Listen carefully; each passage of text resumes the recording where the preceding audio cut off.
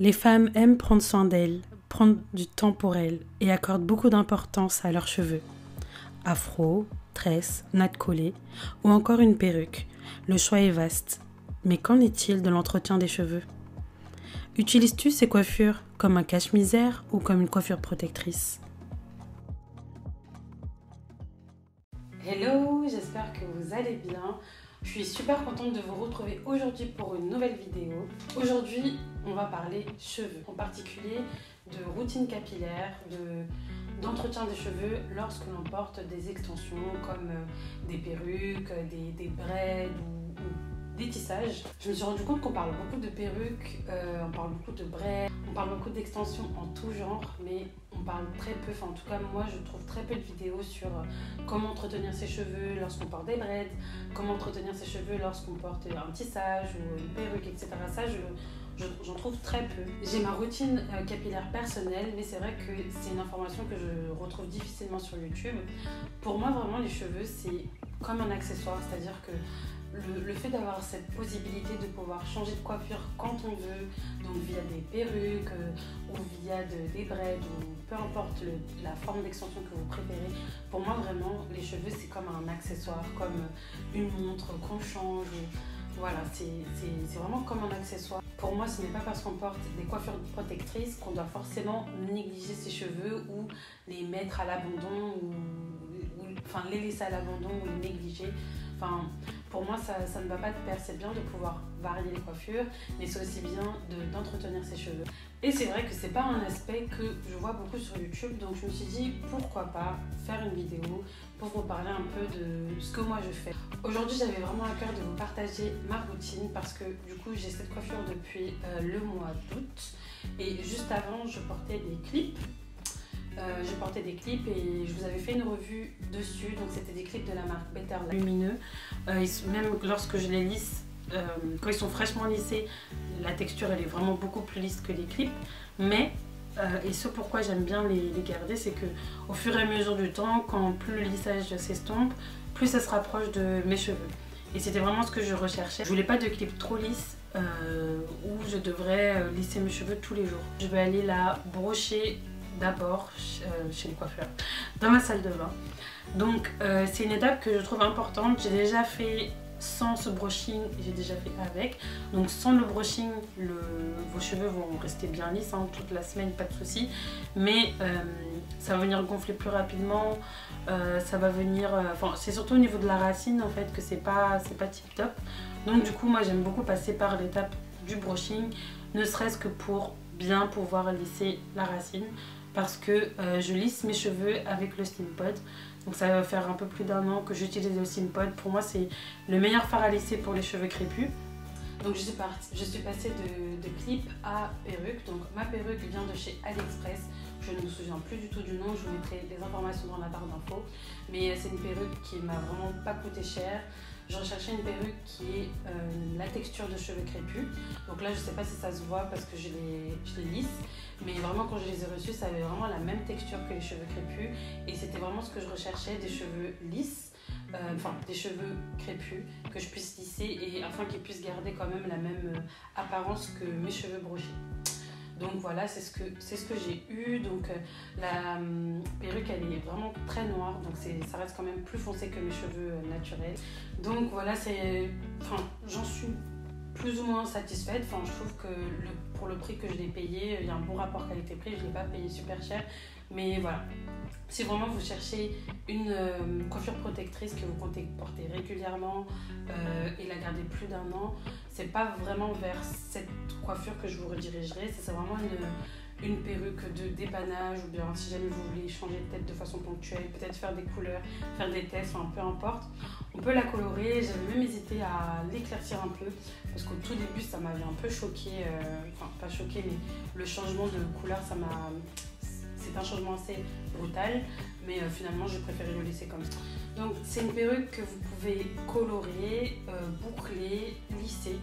Donc c'est des naturels, ce ne sont pas des brésiliennes mais ce sont des naturels je crois. Je ne la colle pas, donc j'utilise simplement une mousse que j'ai achetée chez Maëri Air qui qui me permet de pouvoir un peu fixer le devant. Donc la customisation a été réalisée chez Maëri. J'ai acheté la perruque sur AliExpress et elles me l'ont customisée. Je ne sais pas si elles font toujours des customisations sur des perruques extérieures maintenant, mais essayez de vous renseigner, je vous mettrai leurs coordonnées dans la barre d'infos. Mais en tout cas, j'ai fait ma customisation chez eux et je ne regrette vraiment pas. J'ai déjà été plusieurs fois dans un salon de coiffure pour faire différentes prestations, mais je vous promets que c'était vraiment la première fois où, quand je suis sortie du coiffeur, je me suis vraiment sentie belle. Je sais pas si vous voyez ce que je veux dire, genre vraiment, quand tu sors du salon, tu te sens vraiment... franchement, je saurais pas comment décrire la sensation, mais vraiment, je me sentais toute pimpante, toute fraîche. Enfin, c'est vraiment une sensation qui est vraiment très agréable et que je ressens, enfin, que j'ai jamais ressenti en sortant d'un coiffeur. Donc vraiment, elles prennent vraiment leur temps, elles sont vraiment à l'écoute. En plus de ça, on discute.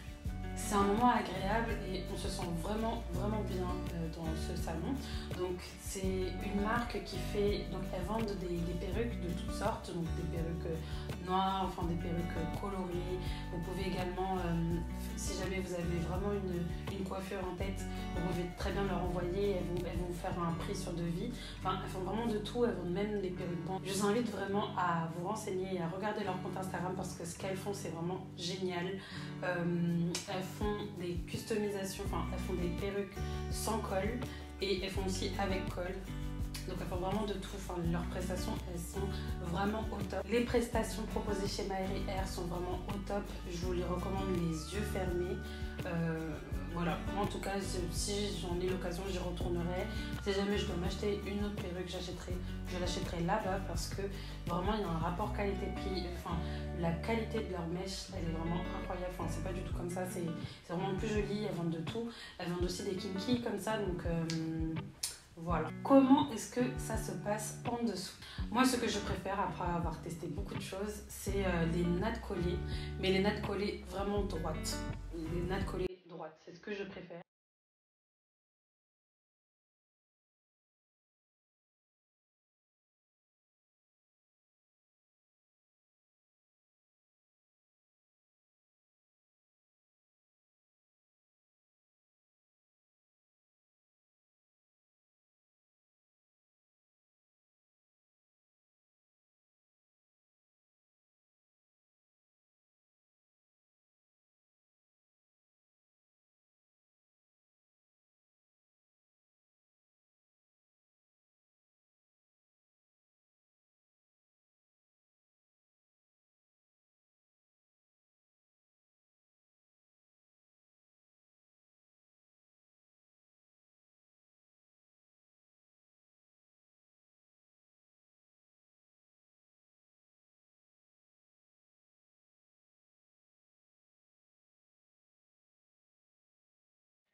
J'ai déjà essayé de faire, par exemple, juste des braids. Voilà, des braids un peu, voilà, des braids attachés. Bon, ça allait, mais j'ai déjà essayé, quoi d'autre aussi? J'ai déjà essayé de juste faire un chignon bas. Mais en fait, le souci, c'est que mes cheveux, déjà, ils sont trop longs. Peut-être que si vous avez les cheveux courts, ça peut passer. Mais moi, mes cheveux sont trop longs, ce qui fait que derrière, ça me fait une bosse, en fait. Et ce qui est important à savoir, c'est que sous la perruque, il est vraiment important d'avoir les cheveux bien plats. Donc c'est pour ça que j'aime bien les nattes collées droites. Et c'est important d'avoir les cheveux bien plats. Et les cheveux qui restent en fonction de la longueur de vos cheveux, il faut aussi savoir faire en sorte que ça soit plat aussi. Donc moi, ce que j'aime bien avec les nattes collées droites, c'est que soit je fais des nattes collées droites avec, voilà, j'ai fait jusqu'au bout. Et après, je fais une grosse natte en bas, enfin une grosse natte collée en bas qui fait le long de la nuque. Ou sinon, je fais des nattes collées, pas jusqu'au bout, et en fait, je fais une grosse natte collée à la fin. Voilà, donc c'est ce que je fais et je trouve ça super pratique après avoir testé plusieurs méthodes. Pour moi, c'est la plus pratique et celle qui peut se garder sur le long terme aussi. Moi, justement, je profite d'avoir des nattes collées et d'avoir accès à mon cuir chevelu pour en profiter pour faire des soins, pour en profiter pour faire surtout des massages. Donc par exemple, si vous avez des huiles comme, je sais pas moi, l'huile de ricin ou quoi, j'en profite pour en mettre sur les bandes et j'en profite pour masser parce que j'ai vraiment accès directement au cuir chevelu et c'est là où il faut en profiter. Lorsque j'ai mes nattes collées, je lave mes cheveux une fois par semaine avec les nattes collées sans les défaire. Donc je les lave, donc par contre, franchement quand je les lave, je suis vraiment soft, enfin je fais un shampoing. Le fait de faire cette méthode, ça me permet de ne pas avoir de démangeaison du tout. Je fais un shampoing, donc j'en mets uniquement sur les racines et je lave en passant les doigts entre les lignes. Je fais en sorte que ça mousse un peu et tout. Donc j'utilise les shampoings qu'il y a dans ma salle de bain. La plupart de mes shampoings sont sans sulfate, donc c'est vraiment ce que j'utilise de base. Ensuite, des fois quand j'ai le temps, je fais un masque ou pas, enfin ça dépend.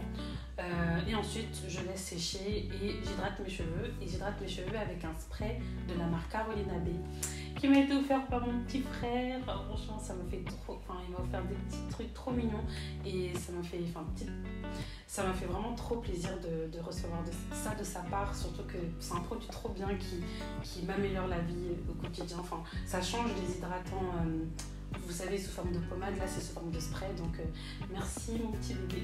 Ce spray me permet d'hydrater mes cheveux vraiment rapidement et mes cheveux sont vraiment très hydratés. Franchement la marque Carolina Bay, c'est une marque que j'utilisais beaucoup avant, je sais pas pourquoi j'ai arrêté et je compte vraiment me racheter des produits de cette marque parce que c'est une marque dont très peu de personnes parlent, mais les produits sont tellement bien et tellement adaptés aux cheveux crépus, franchement.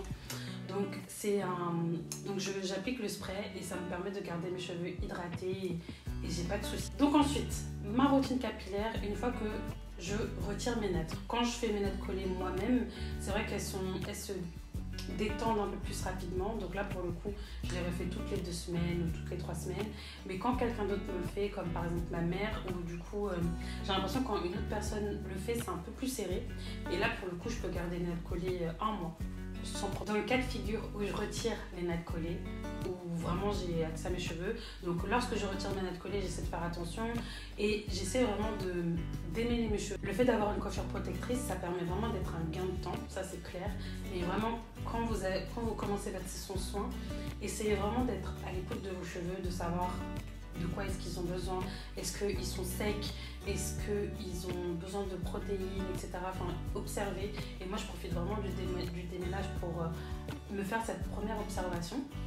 Donc, je défais les nattes, je démêle mes cheveux avec ma brosse d'Edman ou avec mon peigne à dents larges, ou avec mes mains aussi. Donc, je regarde, j'observe, je touche. Je regarde surtout le tour pour m'assurer qu'il n'y a pas de soucis, que j'ai pas de casse, etc. Enfin, j'essaie vraiment d'observer mes cheveux, de profiter du temps du déménage pour observer mes cheveux le plus possible. Une fois que j'ai observé mes cheveux et que j'ai compris ce dont ils avaient besoin, je passe au bain d'huile. Donc moi, le bain d'huile, je le fais de la manière suivante. Donc j'utilise une chantilly de karité que je fais moi-même. Donc je mélange en fait mon beurre de karité avec des huiles que j'aime bien et qui vont bien à mes cheveux. Et ensuite je le transforme, je le monte en chantilly et ça me permet de faire un bain d'huile vraiment très rapidement. Enfin j'ai pas la galère avec le petit bouton, l'huile qui déborde sur tout ton visage et tout. Non, j'ai pas ça se maintient bien sur les cheveux et je contrôle mieux les quantités. Donc je fais un bain d'huile que je laisse poser soit toute la nuit quand je m'y prends en avance, ou sinon par exemple ça m'arrive aussi de démêler mes cheveux, mettre le bain d'huile et me faire un petit chignon et faire ma vie, enfin faire mes démarches ou voilà, peu importe, sortir. Mais voilà, en tout cas j'aime bien faire un bain d'huile avant. Je me suis rendu compte que mes cheveux étaient beaucoup mieux, plus hydratés, ils s'en mêlaient moins. J'ai remarqué que j'avais beaucoup plus d'avantages à faire un bain d'huile que de ne pas en faire. Donc je l'ai vraiment ancré dans ma routine, surtout quand mes cheveux sont restés nattés très longtemps. Ensuite, je passe au shampoing. Donc pour le shampoing, comme je vous l'ai dit en début de vidéo, j'utilise du shampoing sans sulfate. Je n'ai plus aucun shampoing avec du sulfate et mes cheveux s'en portent très très bien. Donc j'utilise un shampoing de chez Les Secrets de Loli qui est vraiment très bien, il sent bon en plus. D'ailleurs je viens de terminer, il faut que j'en rachète. Le shampoing, ça va vraiment vous permettre de pouvoir nettoyer vos cheveux en profondeur, surtout au niveau de la racine. Si vous avez des cheveux qui ont tendance à avoir des pellicules, etc., ce qui est mon cas. Donc là, vraiment, ça vous permet de tout bien nettoyer. Et franchement, pour le coup, le shampoing des Secrets de Loli, il est vraiment très bien. Donc ensuite, je passe au masque. Donc étant donné que, comme je vous ai dit, je ne fais pas des masques chaque semaine, je fais un shampoing régulièrement, mais le masque, je ne le fais pas à chaque fois.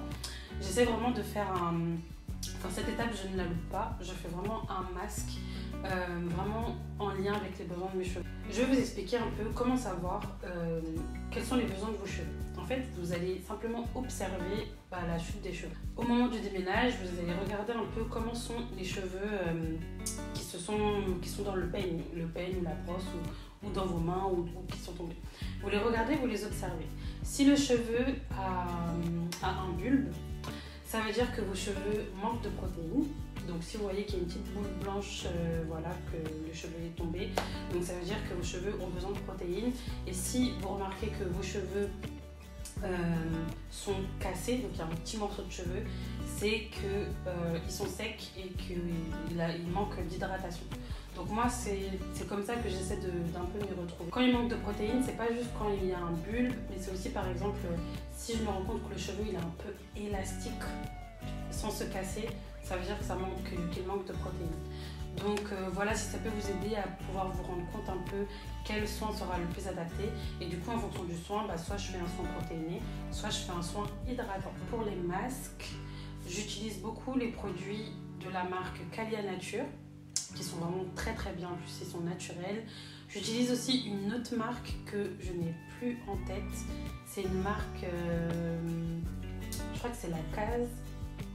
Je me rappelle plus, je vous mettrai le nom dans la barre d'infos parce que je l'ai dans la salle de bain. Donc c'est principalement les deux marques que j'utilise en ce moment. Et il y a aussi un autre masque, chez Moisture aussi. J'utilise leur masque. Une fois que le masque est terminé, je vais venir laisser sécher mes cheveux à l'air libre. Donc soit je les laisse sécher à l'air libre, soit je sèche un peu les cheveux, donc ça dépend.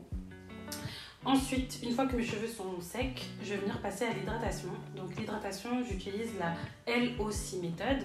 Donc c'est la méthode du liquid oil cream. Donc c'est-à-dire on applique du liquide, après on applique de l'huile et après on applique de la crème.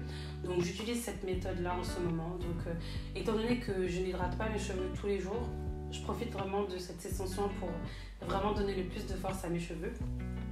Donc en liquide, j'utilise un vapeau. Donc souvent dans ce vapeau, je mets soit de l'eau d'aloe vera ou j'essaie un peu de pimpello. Donc j'utilise un peu un vapeau juste histoire d'humidifier mes cheveux. Ensuite en oil, j'utilise l'huile de jojoba en ce moment qui est vraiment trop bien. Mes cheveux aiment trop ça, enfin c'est fou. J'utilise l'huile de jojoba et l'huile d'olive et mes cheveux franchement apprécient beaucoup. Et ensuite en crème hydratante, j'utilise la crème hydratante de chez Les Secrets de Loli, qui est vraiment très très bien. Et ensuite je passe au natte collé, donc soit je les fais moi-même, soit ma mère me les fait, donc ça dépend. Et ensuite je suis tranquille. Le soir j'essaie de dormir avec un bonnet en satin.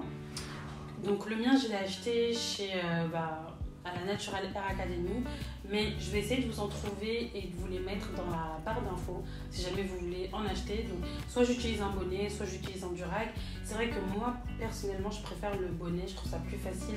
Enfin j'en ai toujours un à côté de mon lit, enfin si je suis fatiguée je le mets et c'est fini. Alors que c'est vrai que le durac, il faut le poser, il faut l'attacher, etc. Et en plus des fois ça s'en va, donc c'est un peu compliqué. Donc j'essaie vraiment de couvrir mes cheveux pour dormir. Ou sinon si jamais vous n'êtes pas très à l'aise avec ça, vous pouvez également utiliser une tête d'oreiller en satin ou en soie, ça convient très bien. Et voilà, je pense avoir tout dit concernant ma routine.